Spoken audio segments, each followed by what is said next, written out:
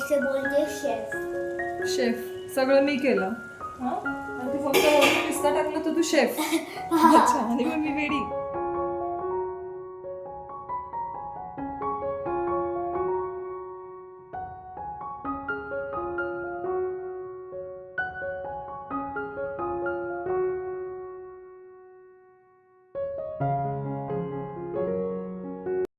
नमस्कार, मराठी होममेकरमध्ये मी अक्षता पुन्हा एकदा आपणा सर्वांचं खूप मनापासून स्वागत करते. तर हा व्हिडिओ आहे मार्गशीर्ष महिन्यातला चौथ्या गुरुवारच्या उद्यापनाचा. मला माहिती आहे की व्हिडिओ यायला खूप उशीर झालेला आहे, पण जसं मागच्या व्हिडिओमध्ये मी तुम्हाला सांगितलं होतं की व्हिडिओ मी शूट करून ठेवते पण एडिट करायला अजिबात वेळ मिळत नाही.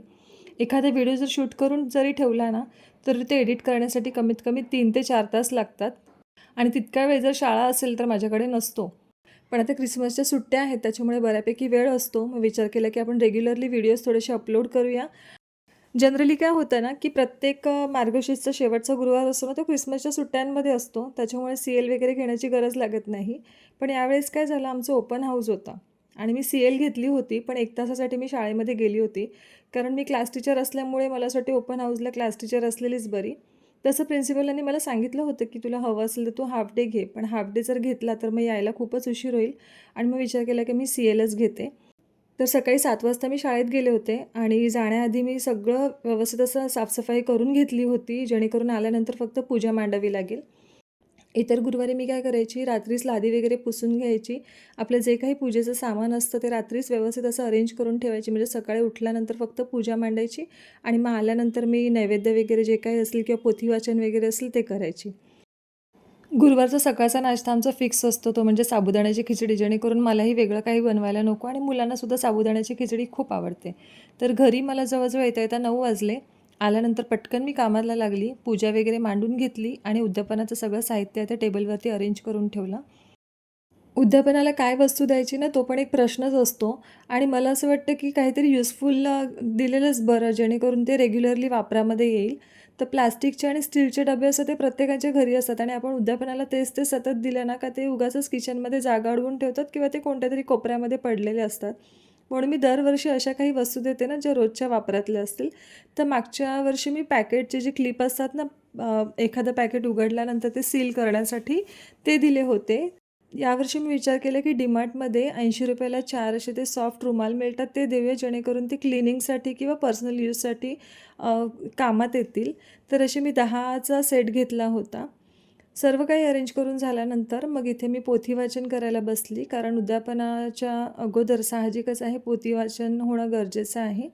तर प्रत्येकाच्या घरी जाऊन गप्पाटप्पा मारून जवळजवळ 1 ते 1.5 तास जातोच आणि त्यानंतर माझे नणंद आणि सासूबाईसुद्धा येणार होत्या. तर त्यासुद्धा नंतर आल्या, पण ते मी शूट नाही केलं कारण त्यावेळेस मी स्वयंपाकामध्ये लागली होती. तर साडी घालण्याचा मी विचार केला होता, पण मी जर साडी वगैरे घातली असती ना तर मला खूपच उशीर झाला असता, म्हणून मी ड्रेसच घातला. तर तुम्ही मला ना ड्रेसेसच्या लिंक विचारता कधी कधी, पण मी विसरून जाते. तर हा सुद्धा ड्रेस आहे ना, मला असं वाटते मी मिशोवरूनच घेतला होता. ड्रेस ऑफ व्हाईट कलरचा आहे आणि कॉटन ब्लेंड आहे, पण थोडासा ट्रान्सपरंट आहे, त्याच्यामुळे आतमध्ये आपल्याला स्लीप वगैरे घालावी लागते. तर मी पण स्कूलला जाताना याच्यामध्ये ना मला इवन त्याची पॅन्ट पण थोडीशी ट्रान्सपरंटच आहे. मग त्याच्यामध्ये मी काय करते, ते बॉडी शेपर असते ना त्याचा वापर मी ॲज अ स्लॅक्स करते. मग त्याच्यामुळे ना ते ऑड नाही वाटत. जर तुम्हाला हवं असलं तर तुम्ही घेऊ शकता, कारण दिसायला तो खूप छान दिसतो आणि मला खूप साऱ्या कॉम्प्लिमेंटसुद्धा मिळालेले आहेत त्या ड्रेस घातल्यानंतर. तर त्याची मी लिंक इथे प्रोव्हाइड केली आणि खूप जास्त महागही नाही आहे, 500च्या खालीच आहे. हा 3 पीस सेट आहे. दुपट्टासुद्धा याचा खूप सुंदर आहे. तर उद्यापन करून झाल्यानंतर घरी आल्यावर मी पटकन खिचडी बनवली, कारण खिचडी आम्हाला बेस्ट ऑप्शन वाटतो. मसाला खिचडी बनवली होती. रुद्र आणि अर्णवला पण मसाला खिचडी खूप आवडते, स्पेशली त्याच्यावरती घी वगैरे असेल तर. आणि मुलं शाळेतून आली होती, त्यांनासुद्धा खूप भूक लागली होती आणि मी नैवेद्याचीसुद्धा तयारीला सुरुवात केली होती. आणि ते तुम्ही अर्णवला बघितलं असेल की तो किरकिर करतो आहे. तर झालं असं की माझ्या बहिणीच्या मुलीसुद्धा आल्या होत्या, तर त्यांनासुद्धा मी उद्यापनाच्या ज्या वस्तू असतात ना त्या दिल्या. तर त्याचं असं होतं की प्रत्येक फेस्टिवलमध्ये, जसं की नवरात्रीमध्ये वगैरे कन्यापूजन असतं ना, तर मुलींनाच सगळं मिळतं, आम्हाला मुलांना का नाही मिळत, तर मलासुद्धा काहीतरी हवं आहे. तर मी त्याला तेच समजवत होती की मुली शक्यतो तो उपवास पकडतात आणि म्हणून मुलींनाच पूजलं जातं. त्याला त्याचं थोडंसं महत्त्व पटवून दिलं, पण शेवटी तो पण लहान आहे. तो म्हणाला ते काही मला माहिती नाही, मलासुद्धा काहीतरी हवं आहे.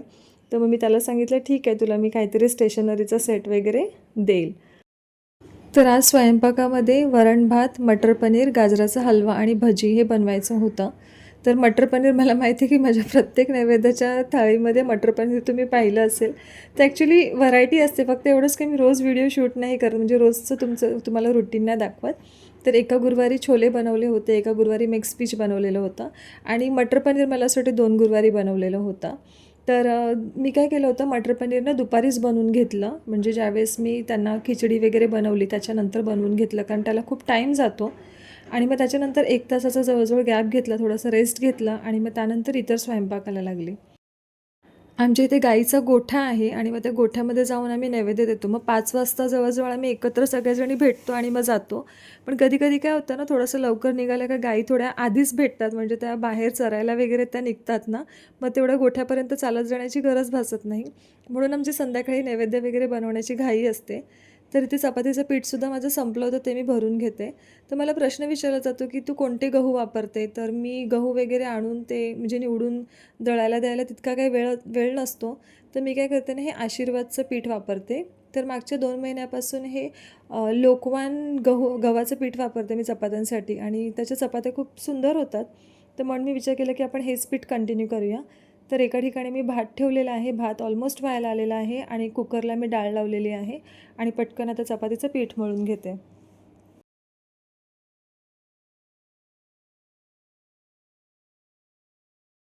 पीठ मळून झाल्यानंतर किचनवरचा थोडासा पसारा आवरला, कारण ना खूप साऱ्या वस्तू किचनच्या प्लॅटफॉर्मवरती असल्यानं का खूप कन्फ्युजन क्रिएट होतं आणि असं समजत नाही की काय करायचं काय नाही. तर मग जितक्या भाज्या वापरून झालेल्या आहेत त्या मी सर्व फ्रीजमध्ये ठेवून दिल्या आणि किचनच्या प्लॅटफॉर्मवरती थोडासा फडका मारला, जेणेकरून किचन थोडंसं सुटसुटीत भेटेल आणि मग नंतर चपात्या करून घेतल्या. मला तुमच्यासोबत ना रेग्युलरली व्हिडिओ शेअर करायला मिळत नाही. त्याच्यामुळे कधी-कधी मला असं वाटतं, की मागच्यासुद्धा एका व्हिडिओमध्ये मी तुम्हाला बोलली होती ना, out of site is out of mind. असं होणार, म्हणजे तुम्ही मला विसरून जाल. पण काल मी एक व्हिडिओ शेअर केला ना, तर त्याच्यामध्ये काल म्हणजे मी हा व्हिडिओचं एडिटिंग करायला सोमवारी बसलेली आहे. तर रविवारी जो मी व्हिडिओ तुमच्यासोबत शेअर केला ना, त्या व्हिडिओच्या खाली खूप सुंदर अशी कमेंट आलेली आहे आणि ती कमेंट वाचून मला इतका आनंद झाला. मी राजसोबतसुद्धा ती कमेंट म्हणजे त्यांना वाचून दाखवली. त्यांनासुद्धा खूप बरं वाटलं. तर जेव्हा एखादा आपल्या कामातून एखाद्याचं भलं होतं ना, किंवा एखाद्याच्या आयुष्यामध्ये खूप पॉझिटिव्ह चेंज येतो ना, त्याच्याने खूपच बरं वाटतं. असं वाटतं की आपण काहीतरी जे करतोय ना, त्याचं सार्थक झालेलं आहे आणि काल मला सेम तशीच फिलिंग आली. आणि या ज्या सगळ्या गोष्टी असतात ना, याच यूट्यूबवरती काम करण्यासाठी आपल्याला मोटिवेट करतात.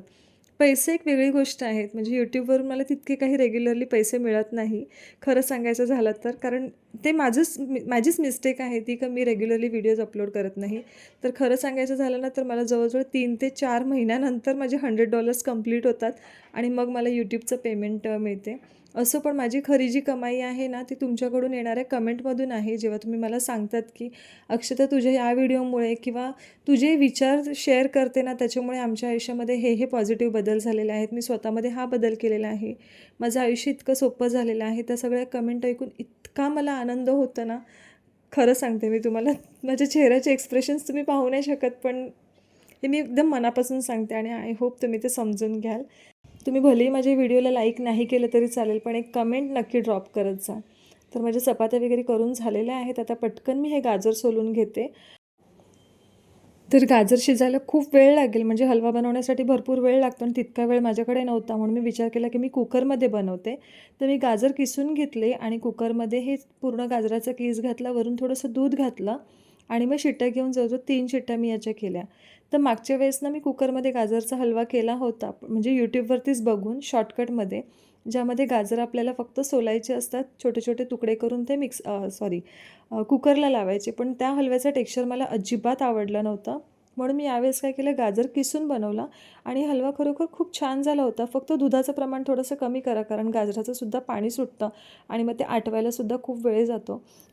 पाणी थोडंसं आटल्यानंतर त्यामध्ये मावा, साखर, वेलची पूड आणि ड्रायफ्रूट्स आपल्याला घालायचे आहेत.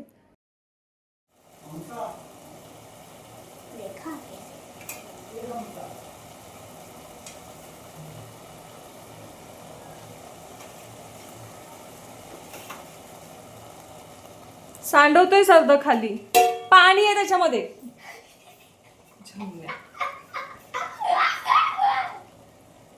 देखा मैंने कैसे डाला, इसे बोलते हैं शेफ। शेफ सगळं मी केलं. हां, आणि तू फक्त वरून पिस्ता टाकलं तर तू शेफ. अच्छा, आणि मग मी वेडी. अशी अर्णवची लुडबुड ना किचनमध्ये नेहमी असते, ज्या दिवशी त्याला सुट्टी असेल तेव्हा. आणि त्याला प्रत्येक गोष्ट ट्राय करायची असते. जसं की आता पीठ मी मळत असेल किंवा चपात्या बनवत असेल, मग त्याला एखादी चपाती तरी ट्राय करायची आहे. आता मी ते भजीचं बॅटर बनवत होते, तर त्याचं असं म्हणणं होतं की एकतरी बटाट्याची भजी आहे ती मला तू दे ह्याच्यामध्ये टाकायला तेलामध्ये. पण तसं मी काही करत नाही. तर इथे मस्त असा स्वयंपाक बनवून तयार आहे.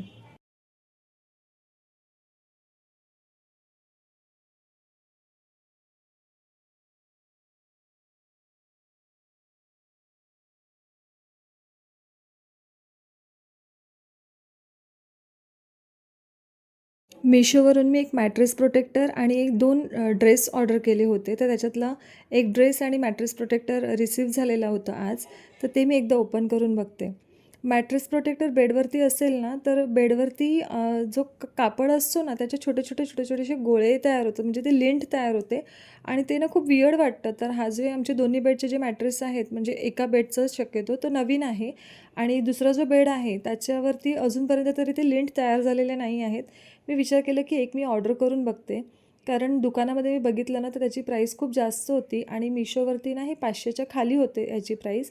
तर हे किंग साईज बेडसाठी आहे. तर मी एका बेडसाठी ऑर्डर केलं. विचार केला की आधी मी वापरून बघते हे कसं आहे आणि मग नंतर दुसऱ्या बेडसाठी ऑर्डर करेल. तर जवळजवळ 2 आठवडे झालेले आहेत फक्त. मी त्याचा 1-2 महिन्यामध्ये तुमच्यासोबत रिव्ह्यू शेअर करेल. आणि हे वॉटरप्रूफसुद्धा आहे. जर तुमच्या घरामध्ये लहान मुलं असतील, सुसू वगैरे करत असतील, तर बेडचं जर प्रोटेक्शन करायचं असेल, तर तुम्ही अशा प्रकारे हे मॅट्रेस प्रोटेक्टर मागवू शकता. आणि हा जो ड्रेस आहे ना, हा मला खूपच कमी किमतीला पडला. प्युअर कॉटनचा ड्रेस आहे आणि बघून मी खूप खुश झाले. कारण कॉटनचं शक्यतो मिळत नाही आपल्याला इतकं स्वस्तामध्ये आणि मला ₹400च्या खाली मिळालेलं आहे. म्हणजे मला असं वाटतं याची प्राईस काहीतरी 370 की 80 काहीतरी होती. मी तुम्हाला एकदा घालून दाखवते हा ड्रेस. आणि याच्यासोबतचा दुसरा जो ड्रेस आहे तो सुद्धा रिसीव्ह झालेला आहे आणि तुम्ही वापरून एकदा धुतलेलासुद्धा आहे. मी तुम्हाला हवं असेल तर शॉर्टमध्ये त्याचा रिव्ह्यू शेअर करेल. आणि आजचा माझा दिवस खूप छान होता. राजने ना माझ्यासाठी 2 कुर्तेसुद्धा आणले होते. स्टेशनला ना एक मुलगा बसतो कुर्ते घेऊन आणि त्याच्याकडची ना कुर्त्याची क्वालिटी खूप छान असते आणि मी त्याच्याकडून 2-3 वेळा घेतलेले आहेत. तर मी राजना म्हटलं होतं की म्हणजे मला कुर्ते हवे आहेत असं.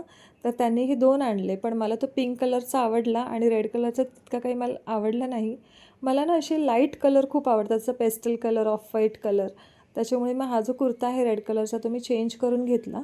आणि तो मला आता मारावासुद्धा लागेल आणि शक्यतो मला कॉलर ड्रेसेस नाही आवडत. मला ओपन नेकच असे आवडतात.